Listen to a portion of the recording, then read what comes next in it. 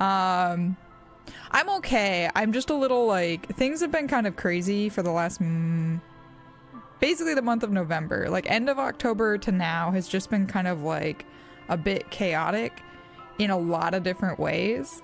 And it's not bad, but it's been a challenge, we'll say that. And some of it's I think it's one of those like, I don't want to say crucible moments, but it is a moment of growth. I will say that. So I'm not taking it as like an entirely negative thing, but I'm definitely having to do a lot of personal growth this like month. So stuff that's kind of like tough for now, but I know in the long run will hopefully be for the better, if that makes sense. Like, so it sucks, but it's like, hopefully this will pay out at some point.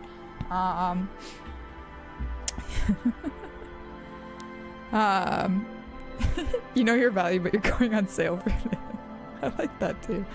Oh, it's a girl talking about dating who said that? Oh my god, that's oh, I'm glad you can hang out a little bit before work, LVT. I hope you have a lovely day at work too. Well, so like I went to Kyoto for the first time this past week, from like Wednesday to Sunday. I was in Kyoto. And then tomorrow so it's like I basically feel like I barely came back, and then tomorrow I'm turning around and I'm taking a 7 a.m. Shinkansen, fuck's sakes, to go to like a super rural part of Japan for a couple days. And I come back Saturday. So it's just like after that I hopefully am like staying put for a bit, but like I'm starting to realize, one, I'm not as comfortable with traveling as I thought I was. Like I used to enjoy traveling, I thought. Maybe it's because it's like in a country where I don't speak the language that well, so it's not as easy for me to like kind of like slip in and out of places. Here it's just like so much more mentally tiring and like challenging, so maybe that's part of it. But I also just miss the creature comforts of home like a lot more than I used to. Like I miss having my own little like routines and being able just to like cook food for myself rather than go out to eat, like things like that, because it's like a couple days in a row of having to like eat every meal out, breakfast, lunch, dinner, or like grabbing it at a convenience store or something. 3 or 4 days in a row of that and you get kind of like sick of it. So I think there's a little bit of that to it too. So it's not just the language, it's also like, yeah, I didn't, but I still had the tab up because I want to. I still have that tab up to remind me, Fox, to listen to more of that. I want to specifically listen to that song too. Yeah, I had like a really bad headache, Wendy. Like I think I get like kind of a headache. Part of it was because I was also, I think like my sleep schedule got a little funky. But I think it was also like the stress and like the travel and stuff. Hey, Legends. Nice to see you. Because there was a lot that was just like stressful with it. I mentioned that like the person who bought the Shinkansen tickets for me, we kind of had a fight and we're not really like talking anymore. And of course when I got to the station there was a problem with the Shinkansen tickets. So it was like, that was stressful. I got it sorted. And then luckily for the trip back, I was kind of pissed because the trip back, the return ticket was like for quite late in the evening, even though I had asked my friend to like not book it. It was like 4 and I came back at like 6:30 or something. And no worries, LVT, have a good time at work. Sorry, I'm just like complaining this whole time. But I was just kind of like, God damn it, I want to just come back so I can rest, because I have like work starting at 9 a.m. on Monday. I just want like more than just like an hour to chill at my house, right? So I actually, one of the senseis was like super nice, and she was asking me like, when does your train leave? And I told her, and she was like, oh, that's kind of late, isn't it? And I was like, yeah, I'm not like thrilled about that, but I don't know like what to do because my friend bought the ticket. And she was like, well, I'll go with you to the station and let's just try to change it. She's like, they may not be able to change it, but let's try to change it. And we were able to change it, and I was like over the moon happy about that. So I got back like, I think my train left at noon instead of at 4, because otherwise I had to check out of my hotel at 11. So I was like just gonna be with my suitcase like chilling at the station for 5 hours, essentially, at a point when I was just ready to be back in Tokyo. Like, I was kind of done with Kyoto. But overall, Kyoto was quite nice. Oh, I want to show you all. I promise I'll play a little bit of game.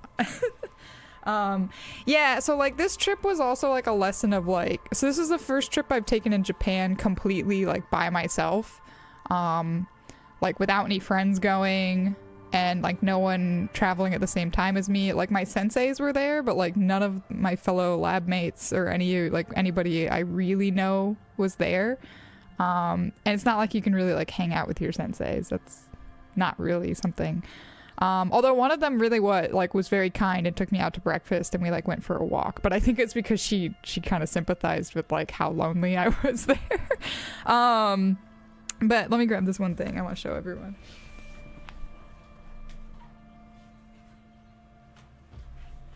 So that was kind of like part of it, was me having like this emotional kind of like, this is me being in Japan all on my own. Because most of the traveling I had done in the past was with this friend who bought the tickets, and now we're not doing that anymore, obviously. So it was just kind of like stressful in a lot of ways, but it did, like I said, this has been kind of like a challenge moment for me, but I think it's good because it's like forcing me out of my shell and getting me to do things that otherwise I would maybe be like a little too lazy on, and maybe I have been too lazy on. So like going to a restaurant out by myself and just having to function entirely in Japanese by myself, and I hate to say it, but it is like, as a foreigner, there is a lot of like places that won't accept you and stuff like that, who clearly don't hide their kind of like dissatisfaction with you being there. Kyoto is actually like tons of tourists, like tons and tons of tourists. So actually probably I saw more tourists there than like in fucking Tokyo. Like, yeah, eating alone is a little stressful. I'm actually like pretty comfortable doing that. Like I usually just bring a book, or like I brought my iPad. And Japan is actually a lot more friendly to people eating by themselves than the US is. In the US, I would often get people who are just kind of like just yourself, you're just eating by yourself. But here in Japan, it's like they don't even bat an eye. They're just like, yep, okay. But it still is like, I didn't make any reservations anywhere, so because I didn't want to have to talk on the phone in Japanese and try to like struggle with that. But like the first night I was out, I was like reading reviews for places. I was really tired. It was a Wednesday night, and I like found this street that had like several options, and I was like, you know what, I'm just gonna like walk along the street. But there was one that I was like mostly interested in, and I was like, I'm gonna walk along the street and see like just what from the outside what these restaurants look like, and maybe that will help me like base my decision or whatever. And one of them I was considering had a big sign on the front that said like, this restaurant allows smoking and children are not allowed, and I was like, okay, maybe not that restaurant, nothing against like children, but like the smoking definitely. And it just kind of seemed like it was a little rough around the edges even for me. And I don't really, nothing against people who smoke, but I don't really like being in restaurants where people are like smoking, because I don't want to, I only had so many clothes to wear to this conference, and I didn't want them to all smell of smoke, for one. No worries, Fox. I hope you have a good shift if you're doing one, or a good night. But have a great day. Thanks for popping in too. Yeah, it is kind of tough, Wendy. I definitely like, when I first started doing it, I had that, but now I'm pretty comfortable for the most part, because I just kind of like go in my own little world or whatever. Yeah, that was it, Sammy, is I was really having to like hype myself up to like go to these places. So it was this big like having to talk myself up and be like, okay, you can do this, Rusalka, you can do this, like it's not a big deal, it's totally fine. And yeah, you can people watching is fun too. So this first restaurant I went to, I ended up at this izakaya. It was the one that I had like marked on my Google Maps that I was like, okay, this one sounds like a good choice. It sounds solid. I'm gonna give this a shot. And first thing was that they said they opened at 6. I was standing outside at 6 and they were clearly not open. Like it was like there was lights inside, but like the entire front of the store was dark. no one seemed to be like inside, and so I was just like, oh fuck. So I kind of was like, you know what, I'm gonna give it like 10 minutes. I'm gonna stand here for 10 minutes because the weather's fine, and I'm just like, I'll look at my maps and try to plan out something else, but if they're not open in 10 minutes, then I'll go somewhere else. And in about 5 minutes, they opened up the front. So it was like 6:05, and I was like, all right, I get it, whatever. Gave them a couple more minutes just because I didn't want to like immediately go in. But then I go in, and it's like, I'm clearly the only person, like first customer of the night. And it's just like dead quiet. And it's just this one kid working, maybe like a 19-year-old kid or something. And so I just like walk in, and I was just like, one person, like that's okay, like Hitori. And he was just like, and then just kind of like starts walking away, and I was like, are you leading me to a table or a seat? Because there's this whole like bar area up front. Oh, hi, Circa. Hello. But so then I was just like, in Japanese, I was like, can I sit anywhere? And he was like, oh yeah, whatever. And so I was already like, oh great, this is tough. Oh, Circa, thank you. I'm talking about my trip to Kyoto and how stressful my first night was. I mean, there was more stressful nights, but I was, yeah. So I sit down, I look at the menu. I can't read kanji very well. Like, I still can't. So I can't read a menu very well. I can read, like, if it's katakana and stuff, I can read it, but kanji, no.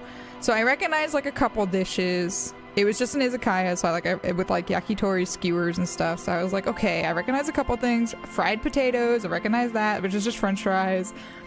But I did like pull out my phone just to like quickly scan it to just be like, okay, is there anything else on this menu that maybe like I want to try out or like something? But I picked out a couple things and then ordered in Japanese and was like, okay, cool. So then I just start reading my iPad, right? And then this old man enters, this Oji-san, and he sits like on the other end of the bar, like maybe like 6 or 7 seats away. And so now we're the only 2 people in this place. And then the owner actually comes now, and he's like cooking. So he's behind the bar like cooking everything. And so now there's just this waiter that's like a 19-year-old kid, the owner, and then me and this Oji-san. And the Oji-san starts smoking, and I'm just like, fuck. Like, I was like, God damn it. I chose this place because I deliberately didn't go to the other place because of the smoking. I didn't know this place had smoking, so I was kind of like, fuck. But then they like pull out off a shelf, they pull off a bottle for him that has his name tag, so I'm like, okay, he's a regular. Like, this is just what it is. And so we're just like, yeah, and smoking is like very, very popular in Japan, but especially in Kyoto. Like, I was shocked at how much smoking there was.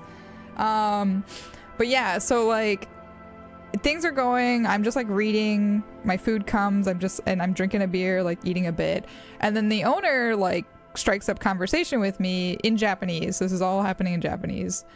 And he's like, oh, where are you from? And I said like, oh, like I'm from America, but I live in Tokyo. And then so we just kind of like started talking a little bit. And then the Oji-san started like talking a little bit too.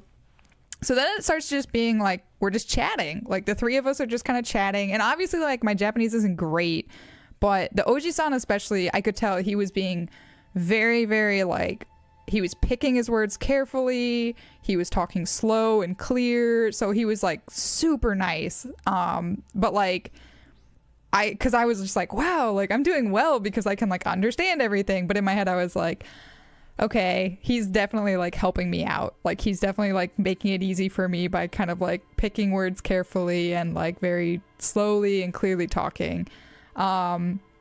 And the owner was also too being like pretty nice, but he would occasionally talk kind of fast, and I was like, I don't know what the fuck he said. But anyway, we're just like having a good time, and I was kind of like being like, all right, like this is cool, like people are nice here, this is great. And so I started to kind of relax, and I was having a good time. Then like towards the end of my meal, the Oji-san, he's like, hey, like I'm the president of this like publishing company. Or actually I think it was the owner of the restaurant who was like, oh, he's a sacho, like he's a president. And I was like, what do you mean? And they were like, oh, he's the president of this like publishing company. And I never got his name, but then he like hands me this book, and he's like, here you go, like this is your first time in Kyoto, like this is something my company like makes, I want you to have it. And then he jokingly also was like, oh yeah, tell all your friends so they buy their stuff too. And I was like, sure, man. But anyway, so this is like the book he gave me. It's not porn, no. Circle Wishes. No, it's like this, it's called like a 360 book, and this is like of Mount Fuji, and it's really cool. I mean, it's obviously like not a book, but it's just like a little conversation piece, but it's really pretty. But yeah, obviously the next night I went out to some different bar and it was absolute shit. It was loud, there was smoking there as well. I sat down and the waiter immediately handed me a English menu that had like 6 items on it, when the real menu had like 20. And then I spoke Japanese to him the whole night, ordered off the Japanese menu, and yet he kept trying to talk to me in English. But yeah, but otherwise it's like, you know, yeah, sweet, not a sugar daddy, well, sort of sugar daddy, but didn't expect anything in return. So so that was good, and that made me like feel a lot better about like, hey, you know what, Revachol can go out solo traveling and maybe it's not so bad, you know. They didn't give me a fork, thank God. I've had that though. I had my favorite Korean restaurant back in the US. I almost didn't even eat there because they did that to me. So this is why I don't walk out on places when they do this to me, because like, so that Korean restaurant, I sat down to have lunch. They immediately put like the menu in front of me and my friend, handed us a fork, and then pointed, and they were like, Americans usually like this, and like pointed at 3 things, and that's like all they said, and then like walked away. Hey Uber, how's it going? So yeah, I was like, huh. So I still went off and like ordered whatever I wanted off the menu, and ordered one of the things that she recommended, because I was like, well, you know what, like maybe I should get the like bibimbap or whatever. And that was the worst thing of everything on the like we ordered. That was the worst thing, but everything else was like amazing. So it became my favorite Korean restaurant, but almost didn't because of that like first initial encounter. I never saw that waitress again either, so like maybe she was on the outs anyway. You tried to secretly buy 3 people breakfast? Wait, what? Wait, Legend, you tried to secretly buy 3 people breakfast that are YouTubers, but the waitress brought them to your table? Yeah, see, that's what, like, I like when... So this is the second time an old man has, like, paid my bill and just walked out without saying a word. And I think that is, like, the classiest move, because it just shows that you, like, don't expect anything from it. You don't expect thanks, you don't expect anything. The other time was I was having wine by myself at a bar and reading a book, and apparently the old man bought my, and I saw him like across the bar at some point, but we like never interacted, didn't even like look at each other or whatever. He apparently paid my whole, the bartender told me this, he paid my whole bill because he was just so excited to see somebody reading like an actual physical book, like at a bar. He was like, I think that's great that she's like out here reading a book by herself. And so he just paid for my drinks, and I was like, hell yeah, these are like $14 glasses of wine, thank you, sir. Yeah. It doesn't happen too often. I went back to that bar and did the same thing, because it was a bar near my house, so I occasionally would just go there when I wanted to just like get out of my house and have like a good glass of wine. And so I went like a couple times, and obviously it's not like an old man's gonna pay my tab every time. And the wine was fucking expensive, like $14. You can buy a bottle of wine for that much. So I was like, you know what, maybe it's only for special occasions when the old men buy. But yeah, go to bars with books, and sometimes somebody's gonna just like pay your bill. I want to be that person someday. I want to be the person that just like wordlessly pays somebody else's bill and walks out. I think that'd be great. I've bought people drinks before, but never like a whole bill. Yeah, right, Wendy? It's such a good feeling. I love doing that. Like, yeah. Just nice things you can do for people. Hey, Sabo, how's it going? Thank you. Thank you. It feels good to be back. It feels good to be back. I